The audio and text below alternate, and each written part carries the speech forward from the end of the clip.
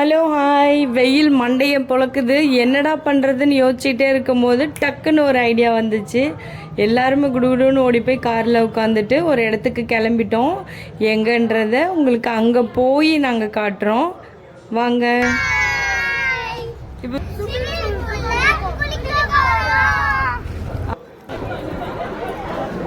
Hi ஜாரா.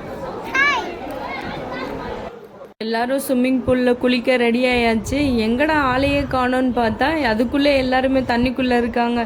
என்னப்பா இது, இப்படி ஒரு திரும்புறதுக்குள்ளே எல்லாரும் குதிச்சிட்டிங்களே அப்படின்னு சொன்னால் யார் வெயிட் பண்ணிகிட்ருப்பா? அடிக்கிற வெயிலுக்கு இதுக்குள்ளே குளிச்சாதான் ஜாலியாக இருக்கும்னு சொல்லிட்டு எல்லாருமே என்ஜாய் பண்ண ஆரம்பித்தாச்சு.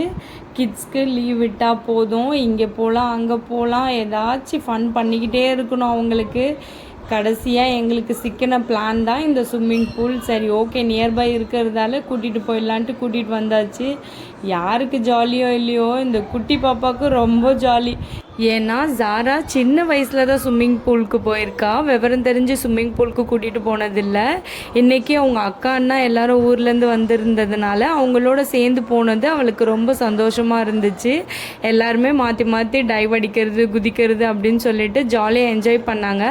அதை பார்க்கும்போது நம்மளுக்கும் சந்தோஷமாக இருந்துச்சு.